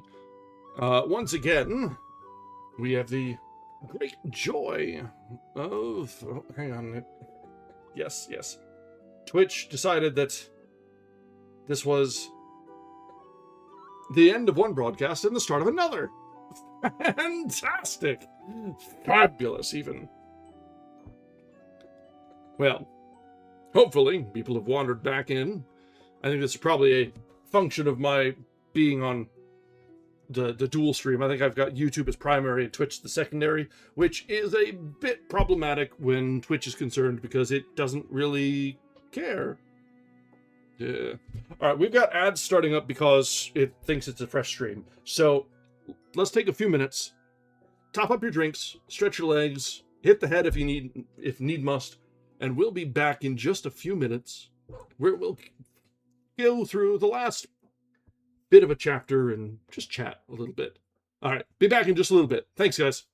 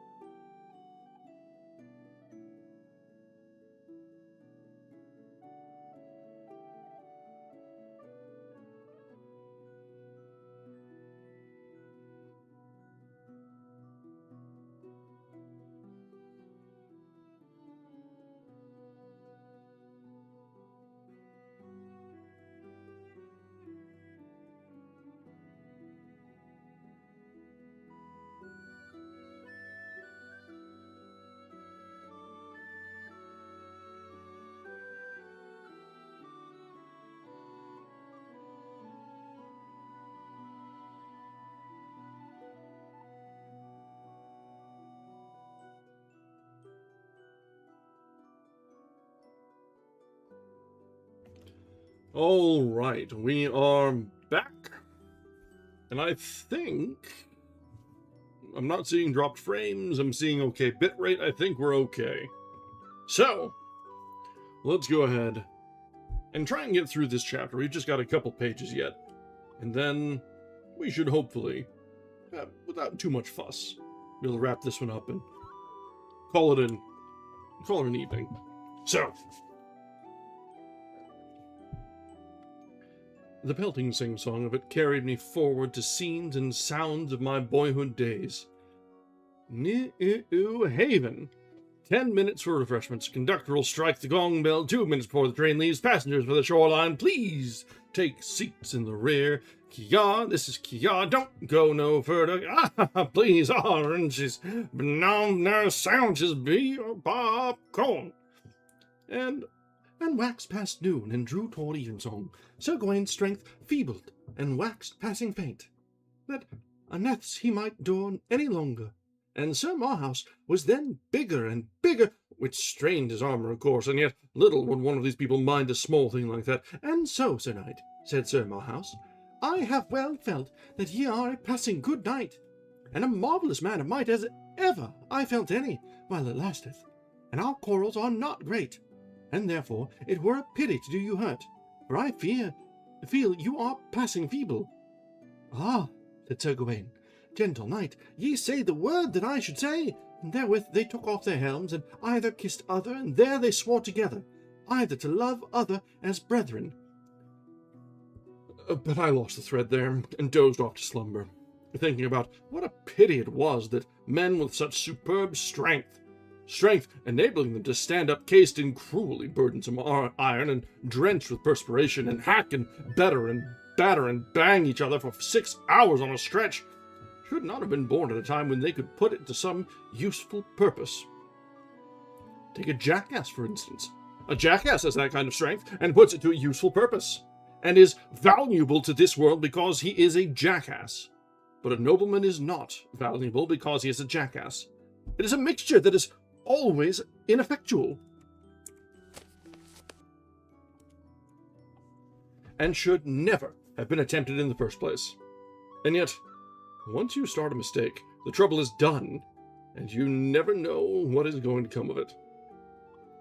When I came to myself again and began to listen, I perceived that I had lost another chapter, and that Alessandra had wandered a long way off with her people. And so they rode and came into a deep valley full of stones, and thereby they saw a fair stream of water. Above thereby was the head of the stream, a fair fountain, and 3 damsels sitting thereby.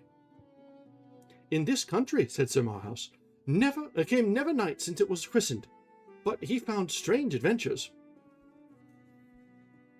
This is not good form, Alessandra. Sir Marhaus, the king's son of Ireland, talks like all the rest.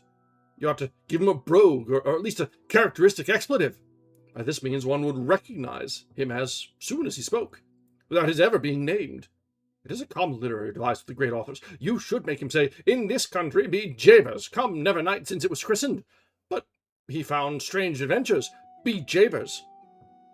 You know how much better that sounds. You see how much better that sounds. Came never knight, but he found strange adventures, be Jabers. Of a truth, it doth indeed, fair lord, albeit 'tis passing hard to say, though peradventure that will not tarry, but better speed with usage. And then they rode to the damsels, and either saluted other, and the eldest had a garland of gold about her head, and she was 80 winter of age, or more. The damsel was? Ever so, dear lord, and her hair was white under the garland. Celluloid teeth, $9 a set, as like as not, the loose fit kind, that go up and down like a portcullis when you eat, and fall out when you laugh. The second damsel was of 30 winter of age, with a circlet of gold about her head. The third damsel was but 15 year of age. Billows of thought came rolling over my soul, and the voice faded out of my hearing. 15! Break my heart, oh my lost darling! Just her age, who was so gentle and lovely and all the world to me, and whom I shall never see again.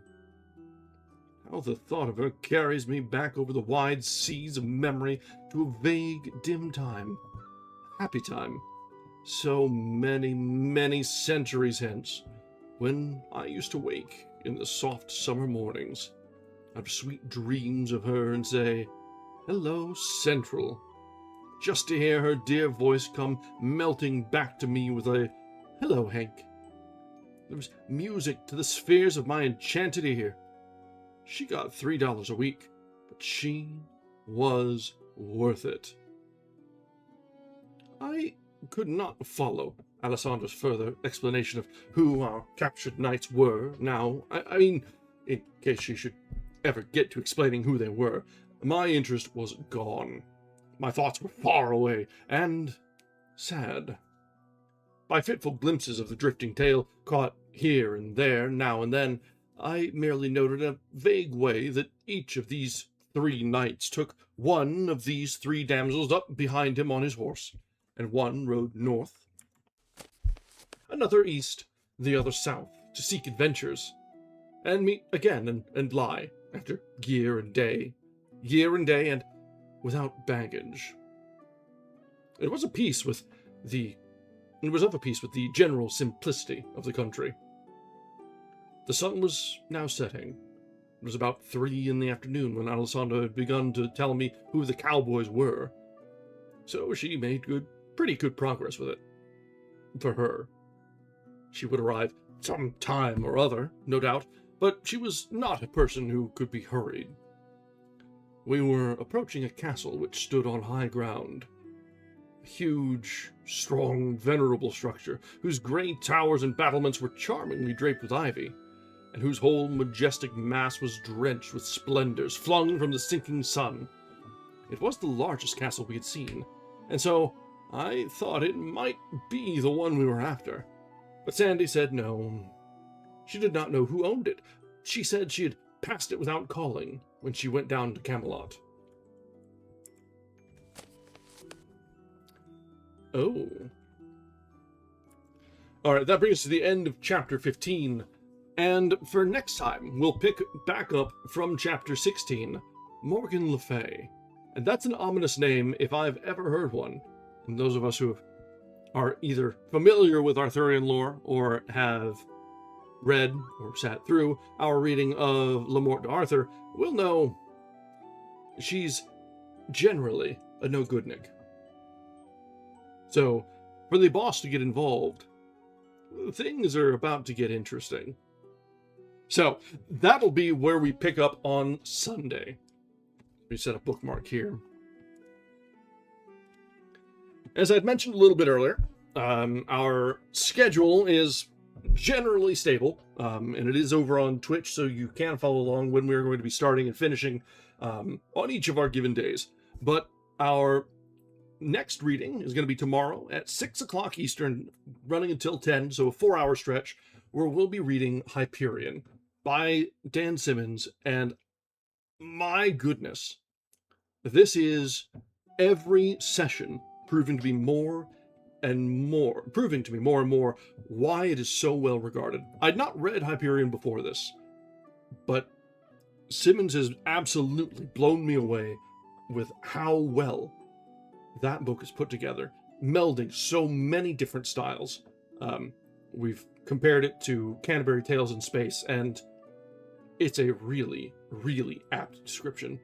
And we're coming up to the conclusion and the climax of the first book in the Hyperion Cantos. We should probably, I think we're finishing it tomorrow. So that's something to look forward to if you care to join us. We do stream concurrently, both on YouTube and Twitch. The YouTube VODs will be around forever, whereas the Twitch VODs tend to have a lifespan. So if you care to use this as background noise when we are not live, YouTube is probably the better place for it. A like on the stream and a subscription to the channel over on the YouTube side go a long way toward convincing the algorithm that we're doing some fun things. We're not monetized over there, so no worry, no fuss about anything on YouTube. Just have a good old time. We've got a year and a few months of content. Lots to explore and keeps us busy. Ranging from Genji Monogatari to Hemingway to all sorts of things. Yes, the lovely algorithm. We all must bend the knee to the god of the numbers, the algorithm. Much as we hate it, we gotta humor it, I suppose. Let me get out of our reading nook here. Give us a little bit more space. On the Twitch side, we are relatively new here on Twitch. We started in late January, I should say. We just hit affiliates last month, I think. We're just getting started. But really, a follow to the channel is really all I ask. It helps you participate in the channel. I really don't have any benefits to being a subscriber and don't really ask it right now. I'm not really on the pulse of this whole Twitch thing, and I'm learning. But you'll forgive an old man for being a little slow in the uptake. We've got some things in the works, but if you've got any particular ideas and suggestions, I am all ears. All right, this will be where we wrap up tonight. I do plan on raiding over to someone. Hopefully we can find another reader tonight. Our Fridays are usually we do pretty well on Fridays, actually. So let me see if we've got people that are in the same category that we can raid into tonight. Hopefully some other readers. Let's see, reading Rainbow, that's a little on the nose. Reading and writing. There's the foursome that we've gone to. Oh yeah, if you've got anybody that you regularly care to follow, I would be happy to raid into them. Do you have a handle on hand? Struggle Buggo. Let me look them up.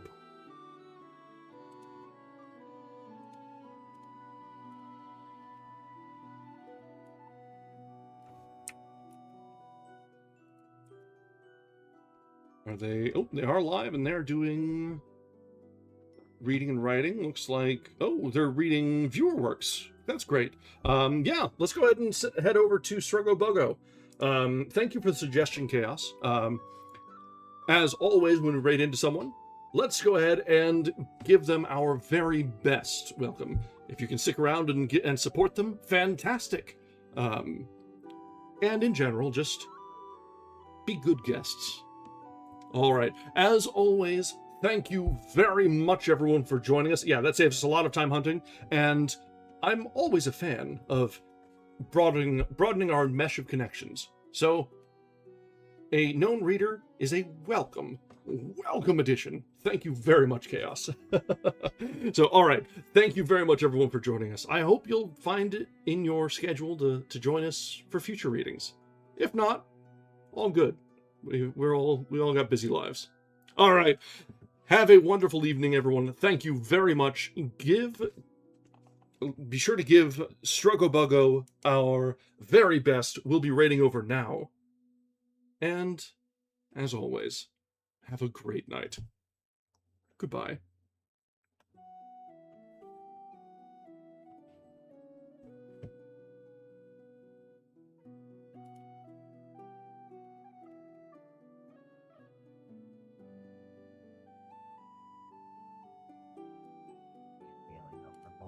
Washed over her. It was an odd feeling, considering the weights of her debts had gone. One she had recognized from one of the many times she had been arrested. She felt she could